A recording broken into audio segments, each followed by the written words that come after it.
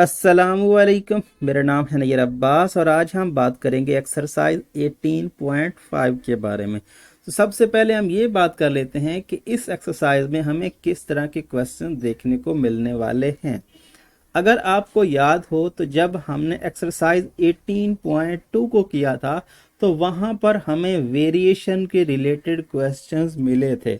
Variation क्या थी? Basically variation की दो एग्जाम थी, एक डायरेक्ट वेरिएशन और एक inverse variation.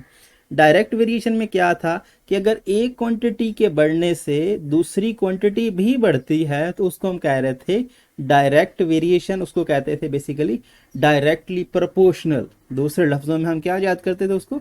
Directly proportional, right. In the same case उसकी दूसरी जो किस्म थी वो क्या थी? वो ये थी कि अगर एक क्वांटिटी के कम करने से दूसरी क्या हो? बढ़ जाए, तो उसको हमने कहा था कि ये क्या है? इनवर्सली प्रोपोर्शनल है।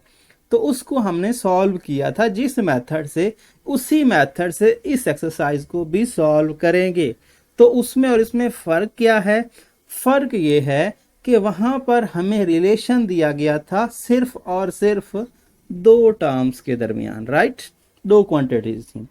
यहाँ पर आपको क्वांटिटीज की मिकदार को बढ़ा दिया गया है। यहाँ पर आपको तीन क्वांटिटीज के दरमियान रिलेशन को फाइंड करना है और कहानी सारी वही है जो हमने 18.2 में की थी। अगर 18.2 आपको समझ में आ गई, आपने उनके क्वेश्चन किए, आपको अच्छे से आ गए, तो ये एक्सरसाइज आपके लिए कुछ नहीं है, अगर आपको वो आती है तो। ठीक है, अब हम बात कर लेते हैं क्वेश्चन नंबर 1 की स्टेटमेंट की। सबसे पहले कहता है कि if y varies directly as x square and z। मतलब क्या हुआ? मतलब ये हुआ कि y का रिलेशन डायरेक्टली प्रोपोर्शनल है एक्स स्क्वायर के साथ और z स्क्वायर के साथ। अगर मैं इसको बताऊं कि इसका मतलब क्या है, इसका मतलब ये है कि y is directly proportional to x square. In the same case, y is directly proportional to z, right? अगर हम इन दोनों प्रोपोर्शनल्स को इकट्ठा एक ही फॉर्म में लिखने की कोशिश करें तो हम इसको लिख सकते हैं कि y is directly proportional to x square z। बात आ रही समझ में?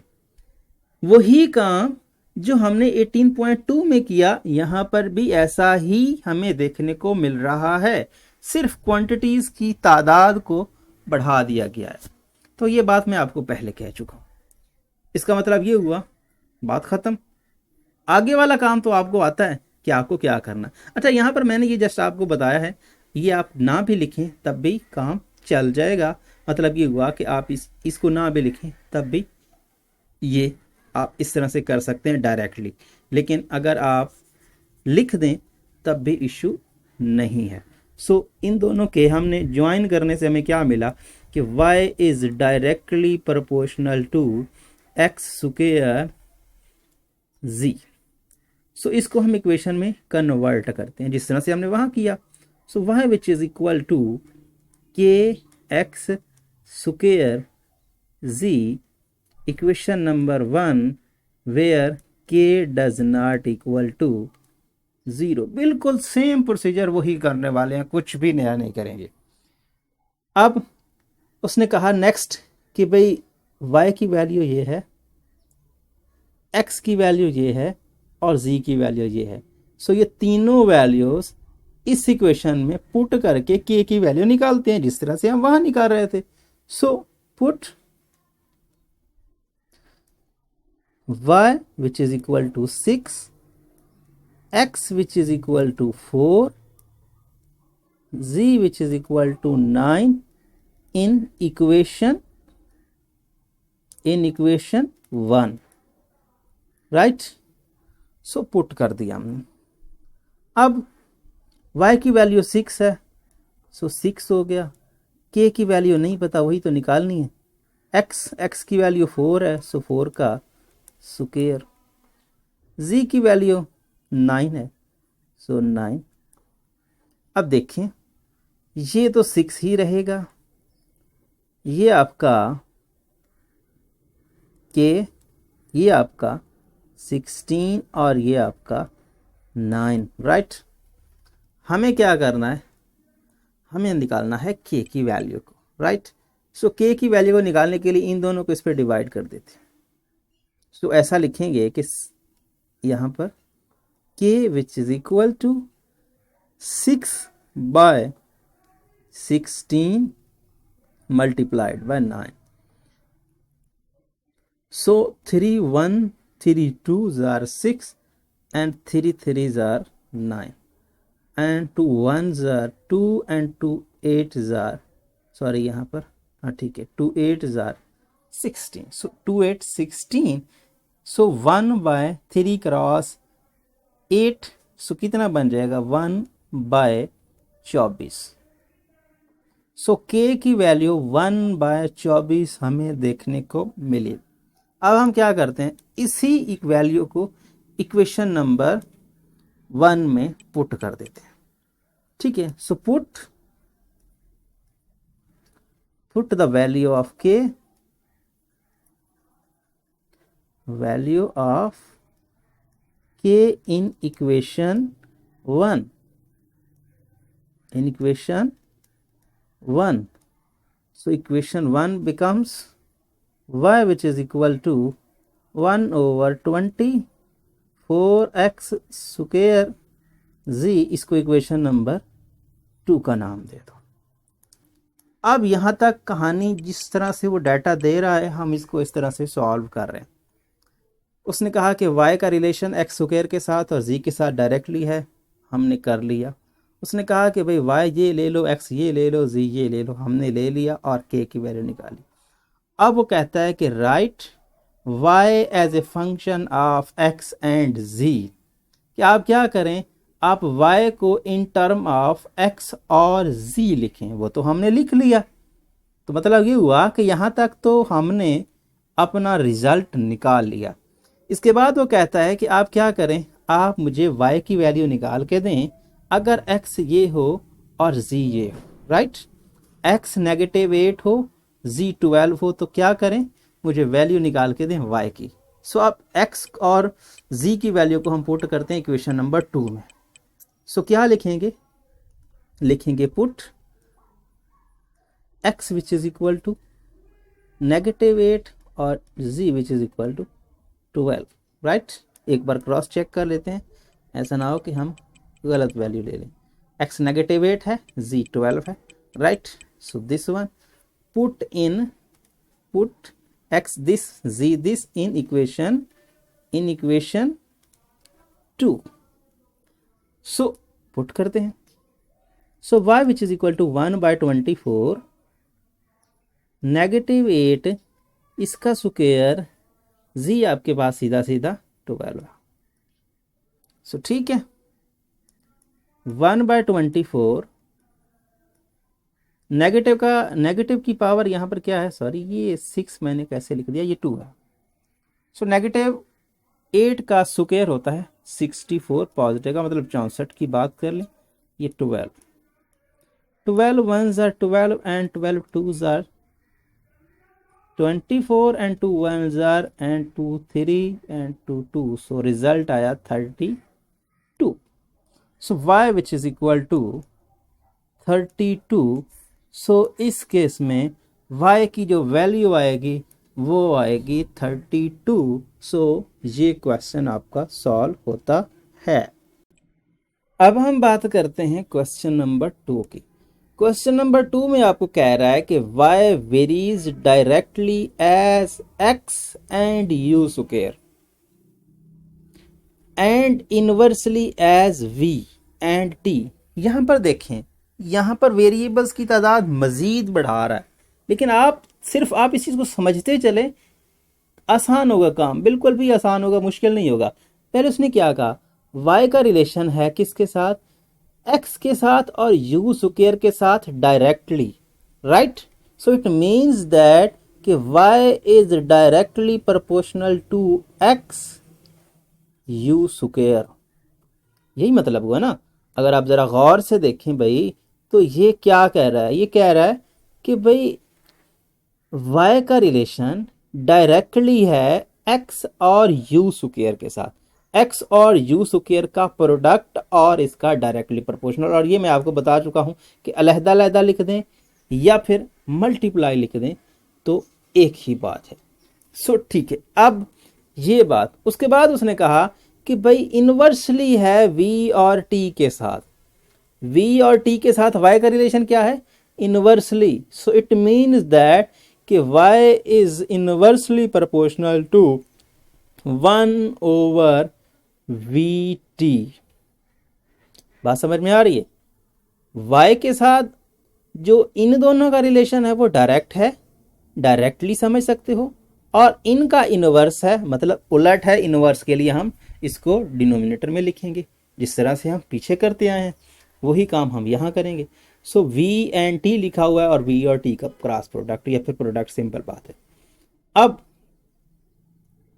इन दोनों को हम इकट्ठा करते हैं, क्योंकि हम बात करते हैं कब, हम बात करते हैं इन सबको एक ही फॉर्म में लेके आने की, राइट।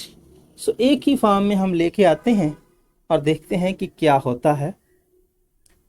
इसको अगर हम एक ही फॉर्म में लिखेंगे तो इसका मतलब है y is directly proportional to x u square divided by vt। सबको आपस में मल्टीप्लाई किया। दूसरे लफ्जों में आपसे ये कह सकता हूं कि इस टर्म को इस टर्म से मल्टीप्लाई किया। अब देखें, x को u स्क्वायर से और इसको मल्टीप्लाई करें तो क्या होगा, कुछ नहीं होगा। ऊपर वाले के साथ मल्टीप्लाई होंगे तो क्या लिखोगे, यही लिखोगे ना, x u square divide by v T, absolutely यही लिखोगे। यही लिखा है, कुछ नया नहीं है। अब इसको इक्वेशन में कन्वर्ट करने के लिए के लेके आएंगे। y which is equal to k into x u square divided by v t. ये ब्रैकेट में इसीलिए लिख रहा हूं क्योंकि ये टर्म्स जो हैं थोड़ी सी बढ़ गई हैं। अब वो कहता है कि भाई इसको इक्वेशन नंबर 1 कह दें। इक्वेशन नंबर 1 अगर चाहें तो लिख दें भाई के जो है डज नॉट इक्वल टू 0 है, लिख दें तो ठीक है, ना लिखें तो तब भी काम चल जाएगा। अच्छा, अब वो कहता है y this, x this, u this and v this and t this. ठीक है, अब यही लिखते हैं जो उसने हमें दिया है। यहां पर क्या लिखेंगे, put x which is equal to, sorry सबसे पहले उसने y कहा, तो y which is equal to, इससे कोई फर्क नहीं पड़ता, आगे पीछे भी हो जाए तो कोई नहीं है, लेकिन y which is equal to 40, x which is equal to 8, u which is equal to 5, v which is equal to 3, t which is equal to 2। सब वैल्यूज आ गई, पुट करके के निकालते हैं सीधा सीधा, बाकी बातें बाद में करेंगे। ठीक है भाई। इन इक्वेशन 1 ये हम सब पुट करें किसमें, इक्वेशन 1 में। अच्छा, अब y की वैल्यू है 40, ये हो गया भाई 40, ये हो गया भाई k, x की वैल्यू है 8, ठीक है भाई, u की वैल्यू है 5, ये हो गया भाई। अब v की वैल्यू है 3, t की वैल्यू है 2, ये हो गया। और ये ब्रैकेट, कैलकुलेशन में आपको एक्सपर्ट होना पड़ेगा, अगर नहीं है तो भाई हो जाए, क्योंकि छोटे छोटे कैलकुलेशन तो आपको खुद से करनी पड़ेंगी। अब यहाँ पे ये हो गया 40, ये हो गया k, यहाँ पे ये 2 1s आर, ये इसको इससे 4 के साथ तो कैंसिल करें ना, जो होता है उसको तो कैंसिल करते हैं, राइट। क्या रह जाएगा यहाँ पे 4, और ये क्या बन जाएगा 5 का स्क्वायर 25, राइट, डिवाइडेड बाय 3, ये हो गया।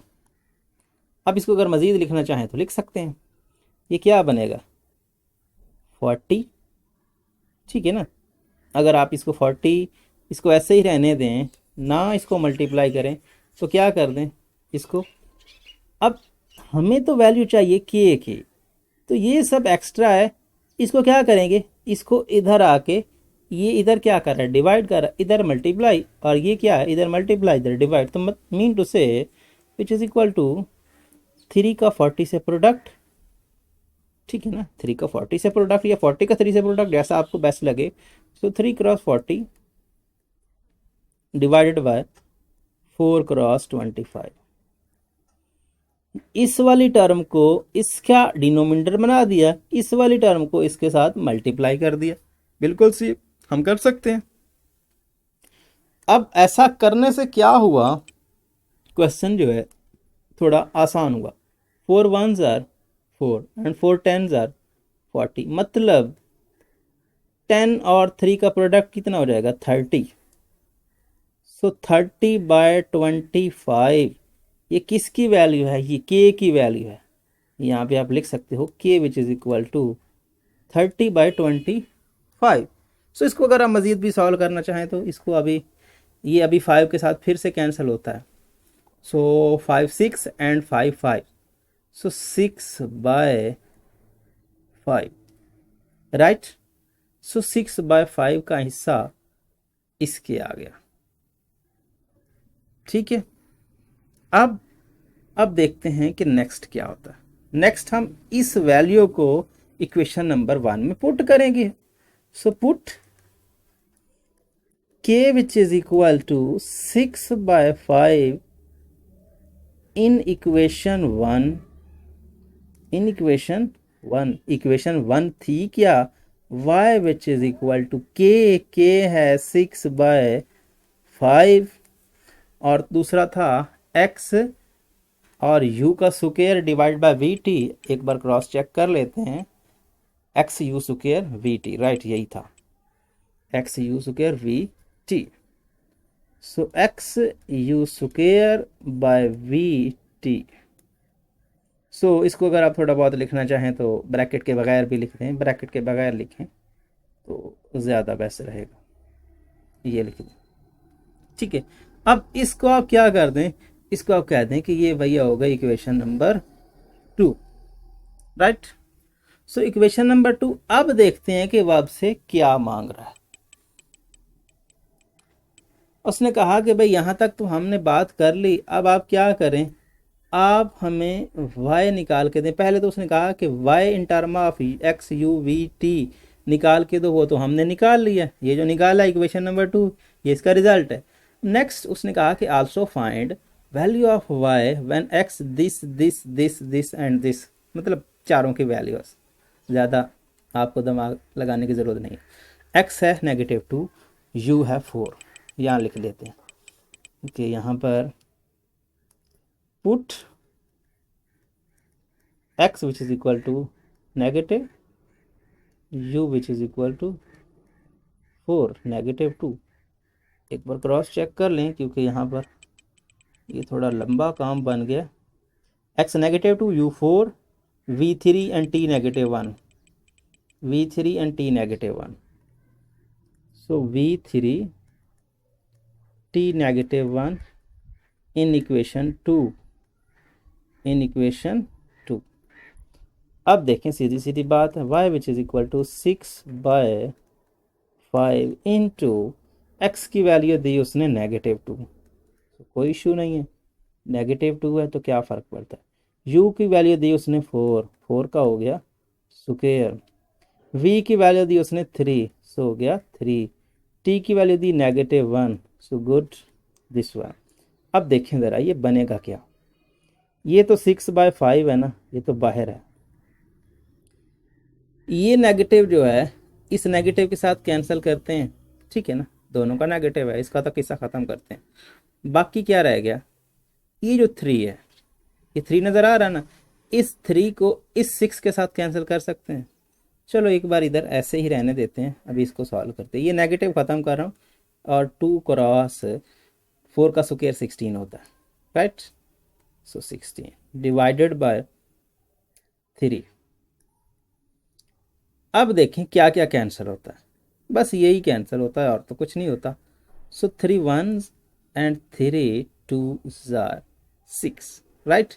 सो 2 2 4, 4 का 16 से हो जाएगा 64, ठीक है। सो यहाँ पर ये सॉरी 64 ही बनेगा ना, ये 32 64 ठीक है 64 ही बनता है। तो इट मीन दैट कि y which is equal to 64 divided by y 5। So ये आपका रिजल्ट आ जाएगा, ये y की वैल्यू होगी जब हम x u v और t की वैल्यू ये लेंगे तब। सो ये आपका रिजल्ट आएगा। अब हम बात कर लेते हैं क्वेश्चन नंबर 3 की। क्वेश्चन नंबर 3 में कह रहा है कि W varies directly as U square inversely as cube root of V। इस बार क्वांटिटीज कम है। तो पहले केस में उसने कहा कि W का रिलेशन डायरेक्टली है U स्क्वायर से, ठीक है भाई हमने लिख लिया। फिर उसने कहा कि इनवर्सली है क्यूब रूट ऑफ V से। सो ठीक है भाई, इनवर्सली है क्यूब रूट ऑफ V। अब क्यूब रूट ऑफ V को कैसे लिखा जाएगा, रूट ये V और यहाँ पे क्यूब। सो ये हो गया क्यूब रूट ऑफ V।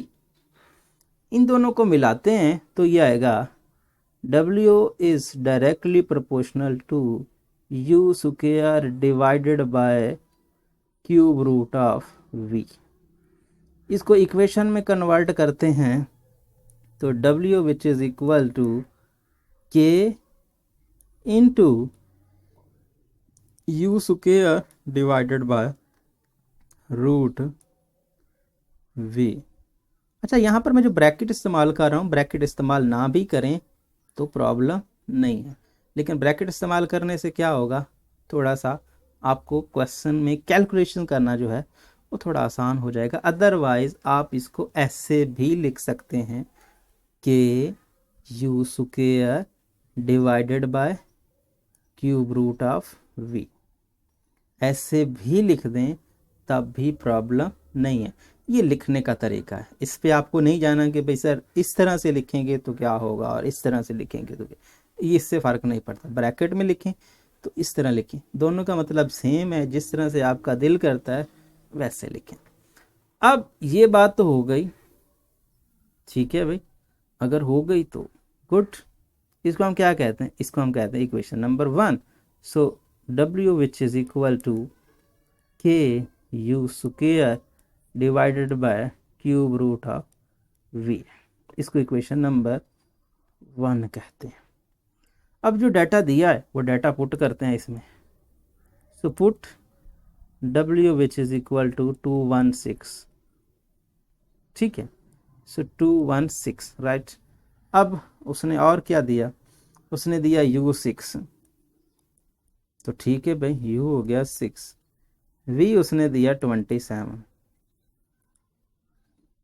अब K की वैल्यू फाइंड करने का जो है आपके पास प्रोसेस है। सो इन इक्वेशन 1, ठीक है भैया पुट करते हैं। So 216 which is equal to K into, वही ज़रूरत पड़ गई ना ब्रैकेट की, क्योंकि हम K को अलहदा करेंगे और इसको अलहदा रखना चाह रहे हैं। So this one and U की वैल्यू दी उसने 6 का square divided by cube root of V। So V दिया उसने 27, ठीक है भैया ओके। अब ज़रा गौर करें, ये जो 27 होता है ये 3 का क्यूब होता है। सो इसके फैक्टर बनाएं तो 3 क्रॉस 3 क्रॉस 3 बनते हैं, मीटू से 3 का 3। सो हम इसको ऐसे लिख सकते हैं 216 which is equal to K into 6 का स्क्वायर होता है 36, और ये हो जाएगा बेसिकली 3 की पावर 3। सो ये क्यूब रूट से निकल जाएगा। क्यों निकल जाएगा, क्योंकि इसकी पावर भी 3 है और रूट भी क्यूब का है। सो इट मीन दैट ये आज़ाद हो जाएगा। बचेगा क्या, 216 which is equal to K into 36 divided by 3। ये 12 पे डिवाइड कर देगा इसको। सो 12 आ जाएगा बेसिकली ये। सो 12 को यहाँ पर चलो एक बार एक स्टेप और बढ़ा लेते हैं। So 216 which is equal to 12k. So k which is equal to 216 divided by 12. क्या 12 इसको डिवाइड करेगा? 12 पूरा पूरा नहीं डिवाइड करेगा, तो टू तो करेगा ही करेगा ना। ये 4 करेगा सीधा सीधा। 4 5 20 एंड 4 4 6। 4 की बात करते हैं। 4 1s are 4, sorry 4 3s are 12। यहाँ पे मैं यहाँ लिख लेता हूँ direct. 4 3s are 12 and 4 5s are 20, 16 हो जाएगा, और 4 4 16। अब 3 भी मेरे ख्याल में इसको डिवाइड कर देगा। So 3 1s are and 3 8s are, so 18 आ गया बेसिकली। तो 18 आ गया ये, मतलब k which is equal to simple 18। Good हो गया। अब इसको पुट कर दो किस में? इक्वेशन नंबर 1 में। सो पुट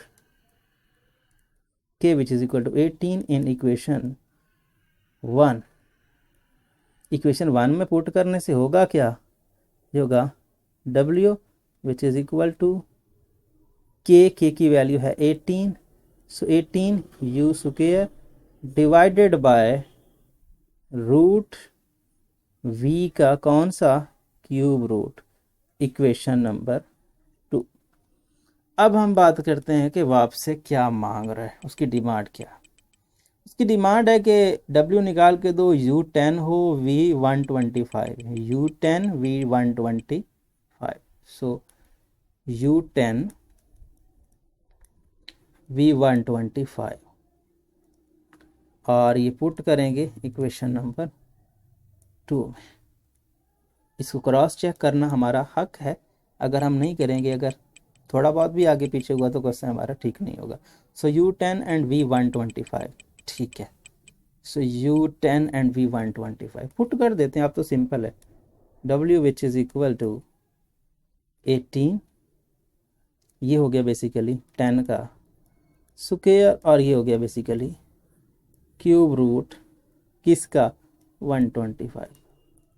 अब सीधी सीधी बात है, 5 का क्यूब जो होता है ना, वो क्या होता है? 125। देख रहे हैं, 5 को प्रोडक्ट करें 5 से तो बनता है 25 बनता है ना। क्या ख्याल है? 5 को 5 से 25, तो 25 को फिर से 5 से प्रोडक्ट करें तो 25 को 25, और 5 to 10, 10 plus 2 which is equal to 125, मतलब 5 का क्यूब। ठीक है। सो इट मीन्स दैट ये हो जाएगा 1800 डिवाइडेड बाय रूट क्यूब, और ये भी 5 का क्यूब। आज़ाद हो जाएगा ये। So w which is equal to, इसको अगर लिखना चाहो तो लिख सकते हो 1800। क्या लिख सकते हो? 1800। सो जिस तरह से आपको बेस्ट लगे 1800 लिख दें, तभी बात ठीक है। यहाँ पर इसको डिवाइड कर दें तब भी। सो जिस तरह से आपको जहन में आता है आप ऐसे लिख लें। चलो ऐसे ही लिख लें, 18 इंटू 100 डिवाइडेड बाय 5। 5 को डिवाइड कर दो, 100 पे तो डिवाइड हो ही जाएगा ना। सो 18, और ये हो जाएगा 5 to 10 20, और ये बेसिकली हो जाएगा 18 का 2 से होता है 36, सो 36, सो 360, राइट। सो 36, सो 360। सो w आपका क्या आएगा? w आएगा 360। सो 360 आपका w आता है जो आपने पूछा गया था। सो ये रिजल्ट हो जाएगा आपका। अब हम बात कर लेते हैं क्वेश्चन नंबर 4 की। तो क्वेश्चन नंबर 4 में आपको ये कह रहे हैं कि if the time period of simple pendulum is directly proportional to the square root of its length l। कहानी क्या है कि आपके पास एक सिंपल पेंडुलम है जिसका टाइम पीरियड जो है उसकी लेंथ के रूट के डायरेक्टली प्रोपोर्शनल है। रूट मतलब स्क्वायर रूट। अच्छा, सो हम इसको लिखते हैं कि टाइम पीरियड जो है वो डायरेक्टली प्रोपोर्शनल है square root of its length, right. अब दूसरी बात वो कह रहा है कि इन्वर्सली प्रोपोर्शनल है square root of acceleration due to gravity. ऐसा एक्सेलरेशन जो ग्रेविटी की वजह से होता है उसको बोलते हैं ग्रेविटेशनल एक्सेलरेशन। क्या बोलते हैं? Gravitational acceleration. एक्सेलरेशन की बात हो रही है, आप इसको ऐसे समझ सकते हो। सो यहाँ पर टी जो है वो इन्वर्सली प्रोपोर्शनल है ग्रेविटेशनल एक्सेलरेशन के रूट के। सो ऐसे लिख सकते हो। इन दोनों को कंबाइन करते हैं तो टी इज यहाँ पे directly proportional to root l by root g. अगर आप इसको लिखना चाहें तो ऐसे भी लिख सकते हैं कि रूट एल बाय जी। ठीक है, एल बाय जी। और ये दोनों आपस में इक्वल हैं। इसके साथ टी के साथ इनका इक्वेलिटी का रिलेशन नहीं है। अब हम लिखते हैं इसकी इक्वेलिटी का relation. So t which is equal to के root l by g, equation number 1। अब देखते हैं कि उसने हमें क्या दिया। टी उसने दिया 2 सेकेंड्स, टाइम पीरियड है 2 सेकंड के लिए। एल है 100 cm मतलब 100 सेंटीमीटर्स, एंड जो आपका है g which is equal to 9.8 metre per second. अब यहाँ पे देखिए, यहाँ पर एक मिस्टेक है, मिसप्रिंटिंग समझ लें, या फिर इस क्वेश्चन का आंसर जो है अगर आप 100 सेंटीमीटर लेके चलते हैं तो बुक के साथ मैच नहीं करता। कहानी क्या है? कहानी यहाँ पर मैं आपको बताने की कोशिश करता हूँ। ये आपके पास है यूनिट मीटर में, यहाँ पर यूनिट है सेंटीमीटर में। बात समझ में आ रही है? आप जानते हो कि मैथमेटिक्स में जब भी हम जो है यूनिट्स की बात करते हैं तो यूनिट्स सेम होने चाहिए, ना कि डिफरेंट। अगर ये मीटर में है तो इसको मीटर में कन्वर्ट करना पड़ेगा। अगर हम इसको मीटर में कन्वर्ट करेंगे तो लेंथ हमारी क्या हो जाएगी? 1 मीटर, क्योंकि हम जानते हैं कि 100 सेंटीमीटर 1 मीटर के बराबर होता है। तो जब अगर हम एल जो है 1 मीटर लेंगे और इसको सॉल्व करेंगे तो इसका रिजल्ट बुक के साथ मैच नहीं करेगा। बात समझ में आ रही है? बुक के साथ इसका आंसर मैच नहीं करेगा। और अगर आप चाहते हैं कि भाई आंसर बुक के साथ मैच करे तो ये मिसप्रिंटिंग है, इसमें cm की जगह पे m होना चाहिए था। मतलब इसको मीटर हम लें, 100 मीटर लें तो फिर बात बनती है, तो फिर हम इसका रिजल्ट बुक के साथ मैच करवा सकते हैं। दूसरी गलती इसमें यहाँ पे ये है कि एक्सेलरेशन जो होता है ना, एक्सेलरेशन का यूनिट होता है मीटर पर सेकंड स्क्वायर। तो इसका मतलब ये हुआ कि यहाँ पे 2 आना चाहिए था। क्या आना चाहिए था? 2। एक्सेलरेशन का जो यूनिट होता है वो होता है मीटर पर सेकंड स्क्वायर। सो ये 2 छोटी सी मिस्टेक्स हैं, आप इसको देख लें। ये तो लाजमी मिस्टेक बनती है। और ये जो है अगर सेंटीमीटर लेते हैं तो बुक के साथ इसका आंसर मैच नहीं करता, तो इसलिए हम इसको मीटर ले रहे। इसके लिए हमारी कहानी ये है कि हम इसको cm से m में क्यों ले रहे हैं? इसलिए ले रहे हैं क्योंकि हम इसका आंसर चाह रहे हैं बुक के साथ मैच करना। अगर नहीं चाह रहे, अगर आप बुक के साथ मैच नहीं करना चाह रहे तो यहाँ पर एल आप 1 मीटर लेके इसको सॉल्व कर दें, तब भी प्रॉब्लम नहीं होगी, लेकिन बुक के साथ आंसर मैच नहीं करेगा। बात ये है। ठीक है। सो यहाँ पे put t which is equal to 2 second, right, और l which is equal to 100 metre. So मैं मीटर ले रहा हूँ। अगर हम cm लेंगे तो cm को हमें मीटर में कन्वर्ट करना पड़ेगा, और मीटर में कन्वर्ट करेंगे तो वो 1 मीटर बनेगा, और 1 मीटर को यहाँ पर यूज़ करेंगे तो डाटा में हमें आंसर नहीं मिलेगा जो हमें बुक में आंसर दिया है। तो सो m ले रहे हैं इसलिए। अच्छा जी, आपके पास है 9.8 मीटर पर सेकेंड स्क्वायर, क्योंकि एक्सेलरेशन जो होता है वो मीटर पर सेकंड स्क्वायर होता है। बाकी तो पुट करना है और कैलकुलेशन ही करनी है, वो तो आसान है। सो ठीक है, टी दिया उसने 2 सेकंड इन इक्वेशन 1। ये आपको लिखना था कि हम क्या करें, पुट इन इक्वेशन 1। सो यहाँ लिखने की बजाय आप यहाँ लिख सकते हैं इक्वेशन 1। सो इक्वेशन 1 में अगर हम पुट करेंगे तो ये आपके पास आएगा क्या? ये आपके पास आ जाएगा 2 विच इज इक्वल टू के root 100 divided by 9.8, right. So अगर आप यहाँ पे देखें तो K which is equal to nothing but 2 का प्रोडक्ट उलट कर दें। सो 100 है, इसको उलट कर दें। क्या कर दें? उलट। सो उलट कर देंगे तो ये आपके पास क्या आ जाएगा? ये आपके पास आ जाएगा 9.8 डिवाइड बाय यहाँ पर आपके पास आ जाएगा क्या? यहाँ पर आपके पास आ जाएगा ये कितना? 100, राइट। सो अब इसको आप कैलकुलेटर में पुट करें और इसका रिजल्ट निकालें। अब मैं यहाँ पर इसको कैलकुलेटर में अगर सॉल्व करूँ तो 9.8 डिवाइडेड बाय 100, इसका रिजल्ट आता है क्या? 0.098। इसका मैं लूँ रूट, मतलब स्क्वायर रूट, इसका स्क्वायर रूट लूँ तो आता है 0.3130। अगर मैं इसको 2 से प्रोडक्ट करूँ तो 2 को प्रोडक्ट करने से ये आपको रिजल्ट देगा 0.626। क्या देगा? 0.626। सो यहाँ पर मैं इसको लिखने लगा हूँ कि हमारे पास क्या आ रहा है। ठीक है, ये मैंने कैलकुलेटर में पुट करके ये सारी कैलकुलेशन आपको बताई हैं, जिस तरह से बताई हैं in the same case calculator में ये सब कुछ पुट किया। सो वैल्यू है 0.626। अगर आप इसको मज़ीद लेना चाहें तो 099, ये उसने वैल्यू कैलकुलेटर ने दी है। अगर आप यहाँ लिख लें तो ये ठीक है, नहीं तो आप ये भी वैल्यू यूज़ कर लेते हैं। 99 को हटा के, ये 0 को हटा के यहाँ 1 करते हैं, राउंड ऑफ करने से ये हमने 0.6162 निकाला। अब ये के की वैल्यू है, इसको इक्वेशन नंबर 1 में पुट करो। Put in equation 1। So equation 1 में पुट करेंगे तो t is directly proportional to t which is equal to k की वैल्यू 0.6261 और रूट ऊपर क्या था? ऊपर आपके पास लेंथ थी, नीचे आपका एक्सेलरेशन था। अब देखिए इसको इक्वेशन नंबर 2 कह दें।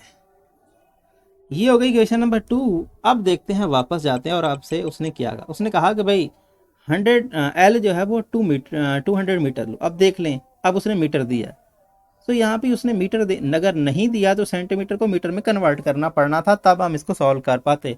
लेकिन अगर हम इसको सॉल्व, मैं आपको पहले भी कह चुका हूँ कि अगर हम इसको मीटर में कन्वर्ट करते हैं तो आंसर मैच नहीं करेगा। सो ये एक नया इशू बन जाएगा। सो जी उसने दिया 7.6 मीटर पर सेकंड स्क्वायर है। बेसिकली उसने उसको लिखना चाहिए था, यहाँ पे लिखा नहीं है, लेकिन यहाँ पे लिखना चाहिए था। ज़रूरी होता है एक्सेलरेशन के साथ उसका यूनिट लिखना, तो मीटर पर सेकंड स्क्वायर, राइट। सो ये लिखना चाहिए था। अच्छा, अब हम पुट करते हैं L which is equal to 200 and G which is equal to 7.6। So यहाँ पर हम लिखेंगे put L which is equal to 200 and G which is equal to 7.6 in equation 2, right? So T which is equal to 0.6261 square root और value 200 divide by 7.6। अब मैं आपको बताता हूँ कि ये क्या देगा। 200 डिवाइडेड बाय हम करें 7.6, 200 डिवाइड बाय 7.6 करें तो इसका रिजल्ट आता है 26.31578947। इसका अगर हम रूट लें, मतलब स्क्वायर रूट, तो स्क्वायर रूट हमें यहाँ से देता है 5.12989176, राइट। ये कैलकुलेटर से मैं आपको कॉपी पेस्ट करके बता रहा हूँ। इसको अगर हम जो 0.6261 से प्रोडक्ट करें तो वो करते हैं। सो मल्टीप्लाई 0.6261, तो इसका रिजल्ट आता है 3.2118। क्या आता है? T which is equal to 3.211 और 8। और यहाँ पर अगर आप इसको मज़ीद लिखना चाहें तो आगे लिखने की ज़रूरत नहीं है। सो चूंकि ये T है और T हमें सेकंड में ये दिया था, तो हम बात करेंगे सेकंड में। बुक का आंसर है आपके पास T which is equal to 3.21 second. So it means that ये सारी कैलकुलेशंस ठीक तब हो सकती है जब आपको दिया जाने वाला डाटे में आप मीटर की जगह पे, cm की जगह पे मीटर पुट करते हैं, m पुट करते हैं, तो तब। ठीक है। सो ये कैलकुलेशन हमने आंसर के साथ मैच करने के लिए इसको किया है, अदरवाइज हम ऐसा नहीं कर सकते थे, ठीक है ना। सो बुक में ये मिस प्रिंटिंग है, अगर क्वेश्चन का आंसर ठीक है तो यहाँ मिस प्रिंटिंग है, एब्सोल्युटली ऐसा ही होगा, यहाँ पर जो CM है वो बाय मिस्टेक लिखा गया होगा। सो जी, तो इस तरह से आपका ये क्वेश्चन नंबर 4 जो है वो कवर होता है। अब हम बात कर लेते हैं क्वेश्चन नंबर 5 की। क्वेश्चन नंबर 5 में आपको कह रहे हैं the volume V of a particular gas is directly proportional to the temperature T and inversely proportional to the square root of pressure. कहानी क्या है कि आपके पास एक गैस है जिसका वॉल्यूम जो है उसके टेम्परेचर के डायरेक्टली प्रोपोर्शनल है और उसके प्रेशर के स्क्वायर रूट के साथ इनवर्सली प्रोपोर्शनल है। तो यही बात हम यहाँ पे लिखते हैं। सो वो कह रहा है कि वॉल्यूम का डायरेक्टली प्रोपोर्शनल रिलेशन है किसके साथ, टेम्परेचर के साथ, और वॉल्यूम का इनवर्सली प्रोपोर्शनल रिलेशन है प्रेशर के साथ। प्रेशर को नॉर्मली P से डिनोट किया जाता है, तो 1/√P, क्योंकि square root of P pressure के रूट के साथ उसका रिलेशन है। सो अगर हम इसको इकट्ठा लिखें तो V is directly proportional to T/√P, right. अगर हम इसको इक्वेशन में कन्वर्ट करें तो V which is equal to KT/√P, right. इसको इक्वेशन नंबर 1 कह दें। पुट करें इक्वेशन नंबर 1 में, पुट क्या क्या पुट करना है, volume this, temperature this and pressure this. So put V which is equal to 100, T which is equal to 30, P which is equal to 64 in equation 1, in equation 1। So put कर रहे हैं भैया, देखें जो जो उसने दिया है वही वही पुट कर रहे हैं। सो पुट करते हैं तो V की वैल्यू है 100, सो ये हो गया 100, K की वैल्यू नहीं पता, सो इसको ऐसे लिखते हैं। अब T की वैल्यू कितनी, T की वैल्यू है 30 और P की वैल्यू है 64, राइट।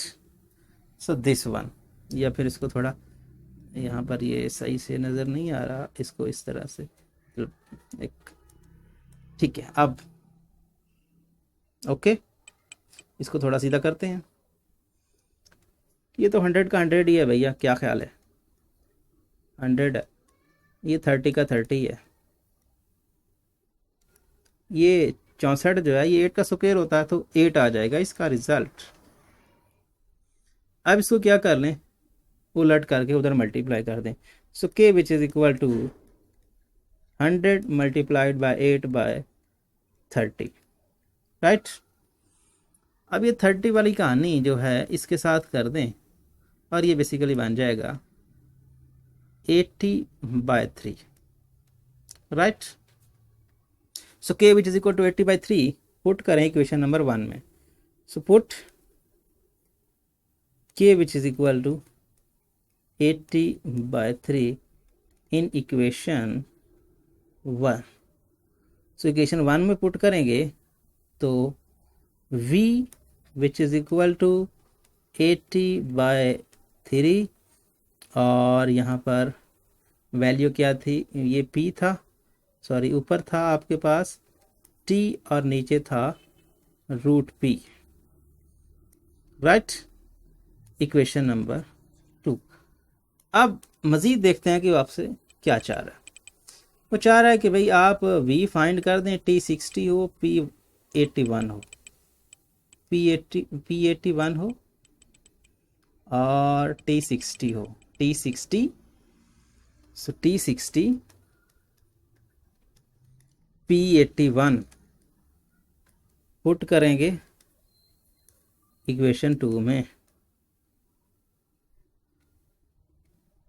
सो इक्वेशन 2 में, so V which is equal to 80 divided by 3 और T आपका सीधा सीधा 60 है और ये आपका सीधा सीधा 81 है, राइट।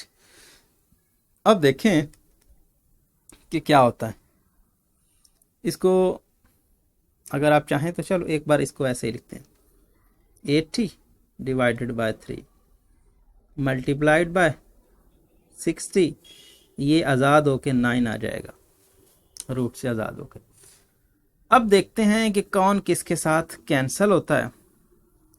सो 9 पूरा पूरा तो उसको डिवाइड नहीं करेगा, चलो इसको ऐसे ही कर लेते हैं, 3 और 3 2 एंड 3 बेसिकली 20 के साथ। अब मेरे ख्याल में ये इसको डिवाइड नहीं करता, ठीक है, ये इसको डिवाइड नहीं करता। सो नहीं करता तो ठीक है, v which is equal to, इनका प्रोडक्ट हो जाएगा, ये हो जाएगा 8 का 2 से 16, सो 160, 16 00 डिवाइड बाय 9। सो बस ये, अब आप इसको मज़ीद डिवाइड नहीं कर सकते। सो ये आपका क्या आ जाएगा v। सो इस केस में आपका ये रिज़ल्ट आ जाएगा। इसको अगर हम बुक के साथ मैच करने की कोशिश करें तो बुक में उन्होंने जो आंसर दिया है वो दिया है 1.778 क्यूबिक यूनिट्स, राइट। तो देखते हैं कि क्या हम इसको डिवाइड करें तो रिज़ल्ट मैच करता है। सो देखते हैं, सॉरी, आपके पास 1600, सो 1600 डिवाइडेड बाय 9, सो ये आता है 1.77.777777 इस तरह से। मतलब ये हुआ कि आपको कैलकुलेटर में पुट करने से आपको क्या मिलता है, ये आपको मिलता है v which is equal to 177.77777778। So indirectly अगर हम बात करें तो v which is equal to 177 और 8 इसको लिख सकते हैं, क्योंकि यहाँ पर ये 5 से बड़ा है तो राउंड ऑफ का करके आप यहाँ 8 लिख सकते हैं। सो ये आपका क्यूबिक यूनिट्स की बात, क्यूबिक यूनिट्स। ये क्यूबिक यूनिट्स क्यों का है, क्योंकि वॉल्यूम आपका क्यूब होता है, तो जो भी आपका यूनिट होगा वो क्यूब में होगा, ठीक है ना। सो मीटर होगा तो वो भी मीटर क्यूब होगा, सीएम होगा तो सीएम क्यूब होगा, ठीक है ना। सो मीटर क्यूबिक इसीलिए लिखा है क्योंकि वॉल्यूम आपका क्यूब में आता है। सो अब ये बात नहीं है क्योंकि यहाँ पर अगर कोई वो यूनिट देता है ना हमें, अगर हमें कोई यूनिट देता है कि भाई ये यूनिट है तो फिर तो हम वही यूज़ करते हैं ना। यहाँ पर उसने कोई यूनिट नहीं दिया, डाटा में उसने यूनिट नहीं दिए है, मतलब वॉल्यूम किस में है, टी किस में है, पी किस में है, कोई उसने नहीं दिया कि भाई ये यूनिट्स हैं। सो इसलिए उसने किया क्या, क्यूबिक यूनिट्स इसलिए उसने लिखा है, बाकी कहानी और क्यूबिक यूनिट्स को लिखने की कोई नहीं है। वॉल्यूम चूंकि क्यूब में होता है तो इसलिए क्यूबिक यूनिट्स लिखा है उसने, भाई जो भी यूनिट्स होंगे वो क्यूब में होंगे। सो इस तरह से आपका क्वेश्चन नंबर 5 एंड हुआ, और 5 के साथ साथ ये एक्सरसाइज भी आपकी एंड हुई। आप यहाँ पे चेक कर सकते हैं, इसके 5 क्वेश्चन। सो नेक्स्ट वीडियो में आपसे मुलाकात होती है। उम्मीद करता हूँ ये वीडियो आपको पसंद आएगा। अगर आपको ये वीडियो पसंद आता है तो इस वीडियो को अपने दोस्तों के सामने, क्लास वालों के साथ ज़रूर शेयर करें। Thanks for watching. अल्लाह हाफिज़।